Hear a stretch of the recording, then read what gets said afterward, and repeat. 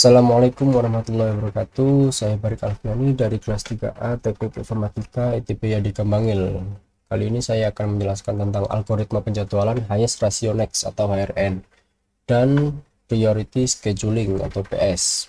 Yang pertama adalah HRN. HRN sendiri merupakan algoritma strategi penjadwalan dengan prioritas proses. Tidak hanya merupakan fungsi waktu layanan, tetapi juga jumlah waktu tunggu proses. Begitu proses mendapat jatah pemproses, proses berjalan sampai selesai. Sifat-sifat HRN sendiri ada dua. Satu, non preemptif. Pada strategi ini, ketika proses telah berjalan, maka sistem operasi maupun proses lain tidak dapat mengambil alih eksekusi prosesor. Kemudian pengalihan hanya dapat terjadi jika proses yang running sudah selesai, baik secara normal maupun secara abnormal. Strategi ini membahayakan sistem dan proses lain, sebab jika proses yang sedang berjalan mengalami kegagalan, crash ataupun looping yang tidak terhingga, maka sistem operasi menjadi tidak berfungsi dan proses lain tidak mendapatkan kesempatan untuk dieksekusi. Strategi ini umumnya digunakan pada sistem batch atau sekuensia. Kemudian yang kedua adalah prioritas dinamis. Pada prioritas dinamis, mekanisme menanggapi perubahan lingkungan sistem operasi. Prioritas awal yang diberikan ke proses mungkin hanya berumus pendek, disesuaikan ke nilai yang lebih tepat sesuai dengan lingkungan. Kemudian kelebihan dan kekurangannya adalah respon time lebih cepat, setiap proses akan mendapatkan layanan yang seimbang, tidak terjadi starvation. Maksud dari starvation ini proses yang akan dijalankan tidak kekurangan resource karena proses yang memiliki prioritas dinamis. Kekurangannya adalah terjadi overhead akibat scheduler harus mengetahui atau membedakan service time proses-proses yang akan dieksekusi. Kemudian kita akan masuk dengan ke dalam proses schedulingnya. Di sini kita ada soal di sebagian kiri dengan totalnya ada 5 proses P1, P2, P3, P4, dan P5 dengan waktu kedatangan dan burst time-nya masing-masing. Di sini kita akan urutkan dulu dari waktu kedatangannya dan burst time dari masing-masing proses. Di sini sudah saya urutkan dengan yang pertama adalah P3, kedua P1, ketiga P2, keempat P4, kelima P5. Di sini kita lihat juga P1 dan P3 waktu kedatangannya adalah 0, sama-sama 0. Tapi yang teratas adalah P3. Kenapa? Karena burst time-nya lebih kecil. Dan kita akan menghitung langsung untuk P3-nya. P3 dimulai di waktu ke-0, kemudian selesai di waktu kedua. Waktu kedua ini kita hitung dari waktu mulai, kita tambahkan dengan burst time. Kemudian nama pengerjaan ini kita hitung dari waktu selesai yang tadi, kita kurangi dengan waktu kedatangannya, kemudian kita dapatkan 2 lagi. Untuk gancatnya kita akan isi seperti ini. Kemudian kita akan tentukan lagi mana yang akan kita proses selanjutnya. Untuk menentukannya kita akan menghitung dengan rumus berikut ini, yaitu pencarian prioritas. Untuk mencari prioritas sendiri kita membutuhkan waiting time dan burst time. Waiting time sendiri kita akan tambah dengan burst time, kemudian hasil dari penjumlahan tersebut kita bagi dengan burst time-nya. Untuk mencari waiting time kita tekan hitung, yaitu waktu selesai terakhir kita akan kurangi dengan waktu kedatangan masing-masing proses. Di sini kita akan kurangi di P1 yaitu waktu kedatangannya 0, maka waiting time-nya adalah 2, masih sama. Kemudian waiting time di P2 adalah 1, di P4 adalah 0, dan di P5 adalah min 2. Kemudian hasil-hasil tersebut kita akan masukkan ke dalam rumus prioritas atau rasio penaltinya. Di rasio penalti ini kita akan lihat hasilnya mana yang akan kita proses selanjutnya. Untuk menentukannya adalah proses dengan rasio penalti tertinggi yang akan kita jalankan prosesnya. Di sini yang akan dijalankan selanjutnya adalah P1. dengan rasio penaltinya 1,285714. Seperti ini ya. Di kolom yang atas waktu mulainya adalah 2 karena terakhir kali di waktu selesainya di B3 adalah 2, maka kita akan tulis di waktu mulai proses selanjutnya adalah 2. Begitupun selanjutnya untuk proses-proses yang akan datang. Kemudian waktu selesai ini sama seperti yang tadi, waktu mulai kita tambah dengan first time-nya. Di sini hasilnya adalah 9. Kemudian lama pengerjaannya, kolom selesai kita kurangi dengan waktu kedatangan. 9 kita kurangi 0 sama dengan 9. Dan catnya akan seperti ini. Kemudian kita akan tentukan lagi mana proses yang akan dijalankan. Kita akan hitung lagi, diantaranya adalah P2, P4, dan P5.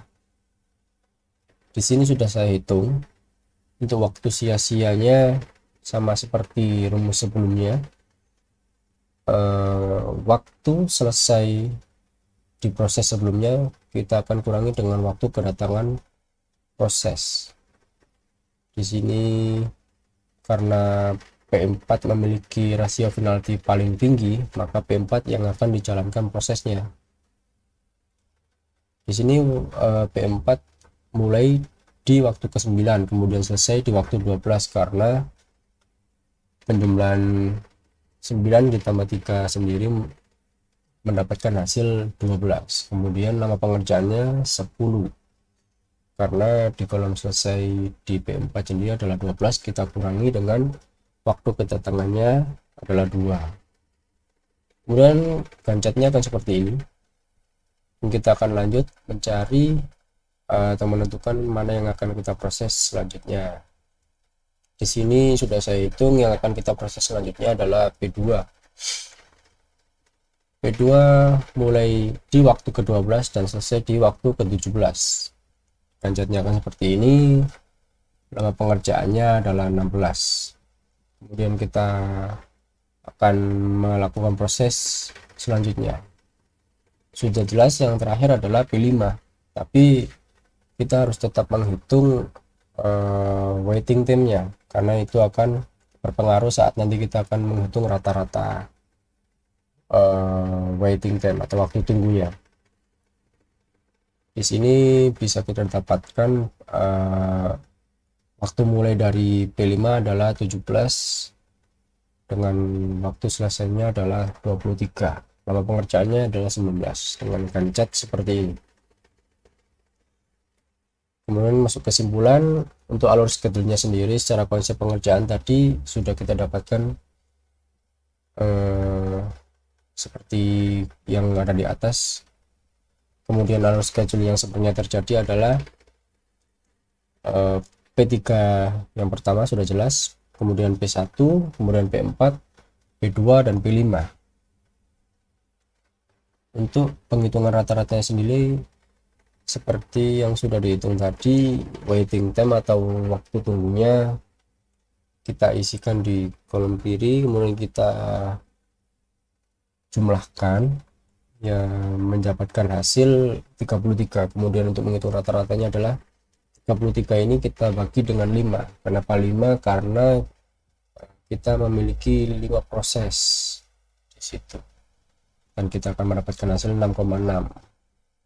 Kemudian turnaround time atau lama pengerjaannya sendiri di kolom yang tadi ada di bagian kanan sendiri. Kemudian kita jumlahkan dengan hasil 56. Kemudian kita bagi dengan 5, rata-ratanya adalah 11,2. Mungkin untuk HRN sampai di sini. Kemudian kita akan lanjut ke priority scheduling. Priority scheduling sendiri merupakan metode penjadwalan yang mendahulukan task yang memiliki prioritas tertinggi. Setiap task memiliki prioritasnya masing-masing. Sifat-sifat PS: 1. Pengerjaan mendahulukan proses yang memiliki prioritas terbesar. Jika beberapa proses memiliki prioritas yang sama, maka akan digunakan algoritma FCFS atau first come first serve scheduling. Namun ini berlaku jika ini adalah priority scheduling yang non preemptif ya, karena yang kita bahas hari ini adalah algoritma PS yang preemptif. Kita lanjut. Yang ketiga, setiap proses memiliki prioritasnya masing-masing. Prioritas tersebut dapat ditentukan melalui beberapa karakteristik, antara lain time limit, memory requirement, access file, perbandingan antara I/O burst, input output burst, dan CPU burst. Kemudian tingkat kepentingan proses. Kelebihan dan kekurangan. Kelebihan priority scheduling juga dapat dijalankan secara preemptif maupun non preemptif. Pada preemptif, jika ada suatu proses yang baru datang memiliki prioritas yang lebih tinggi daripada proses yang sedang dijalankan, maka proses yang sedang berjalan tersebut dihentikan. Lalu CPU dialihkan untuk proses yang baru datang tersebut dengan prioritas yang lebih tinggi.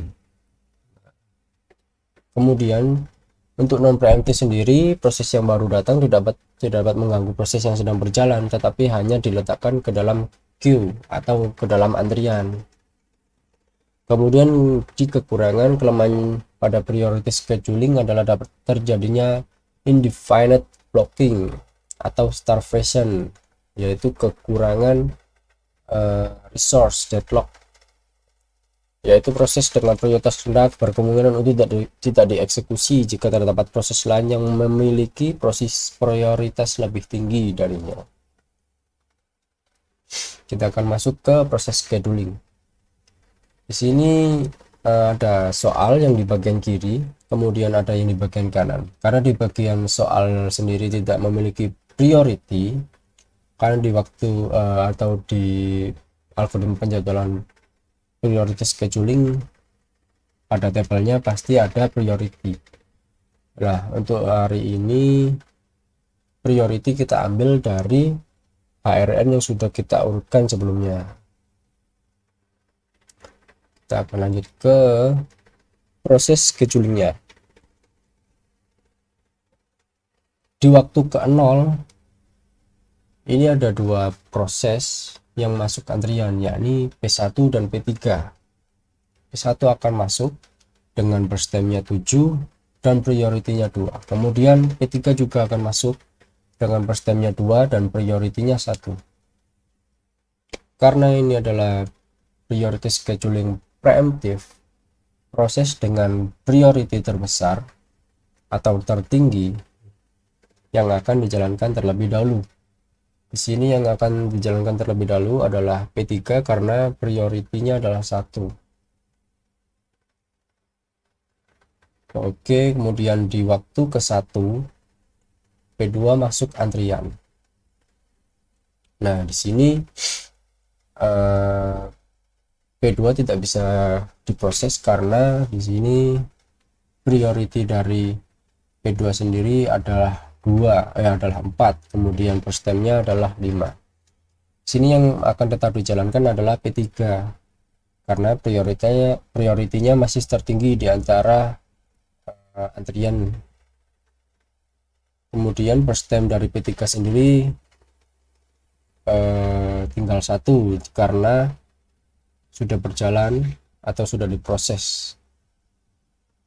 Kemudian di waktu kedua P4 masuk ke dalam antrian, tetapi P3 sudah tidak ada dikarenakan P3 sudah habis burst time-nya, sudah diproses di waktu ke-1, berjalan ke waktu kedua. Kemudian kita akan tentukan mana yang akan diproses selanjutnya. Di dalam antrian sendiri untuk priority yang paling tinggi adalah P1, yaitu 2. Jadi yang akan kita jalankan adalah P1. Untuk P1 di waktu keempat menambah antrian yaitu P5. Di sini P1 masih akan dijalankan prosesnya karena priority P1 adalah yang paling tinggi di antara antrian. Karena P1 sudah berjalan atau sudah diproses di waktu kedua menuju ke 4, first time dari P1 tinggal 3. Kemudian waktu kedatangan terakhir adalah 4. Yang kita akan proses selanjutnya adalah P1 dengan first time-nya 3, maka akan sampai di waktu ke-7.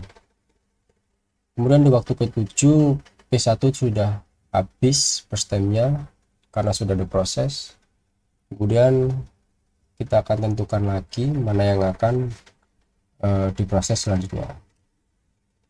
Di dalam antrian yang akan diproses selanjutnya adalah P4 dengan priority-nya 3. Priority 3 ini dengan first time 3 akan sampai di waktu ke-10. Kemudian di waktu ke-10 P4 sudah habis dan akan dilanjutkan dengan P2. P2 akan melanjut sampai ke waktu ke-15. Untuk di waktu ke-15 P2 sudah habis dan tersisa P5. P5 akan berhenti atau sampai di waktu ke-21. Kemudian kita akan hitung rata-ratanya. Waktu penyelesaiannya P1 adalah 4. Kita bisa lihat di sana proses dari P1 habis ketika ada di waktu ke-4 menuju ke-7. Kemudian kedatangannya adalah 0. Dengan hasilnya kita akan kurangi ya, dari waktu penyelesaian dikurangi dengan kedatangan, hasilnya adalah 4. Kemudian P2 adalah 10 dan kedatangannya adalah 1, kita kurangi menjadi 9. Terus kemudian P3, karena P3 tidak ada waktu tunggu dari sejak waktu kedatangannya 0, dia langsung diproses sampai habis first time, kemudian hasilnya adalah 0. Kemudian P4 dengan waktu penyelesaiannya di waktu ke-7 dan kedatangannya di waktu kedua, hasilnya adalah 5. Kemudian P5 waktu penyelesaiannya di waktu ke-15 dan kedatangannya adalah di waktu ke-4 dengan hasil 11. Kemudian kita jumlah dari 5 proses tersebut adalah 29. Kita akan bagi dengan kelima proses ini, kita akan mendapatkan hasil 5,8 untuk rata-rata prosesnya atau waiting time-nya dari proses scheduling tersebut. Terima kasih. Mungkin jika ada salah kata atau ucapan saya yang salah, mohon dimaafkan. Semoga video ini bermanfaat. Terima kasih. Wassalamualaikum warahmatullahi wabarakatuh.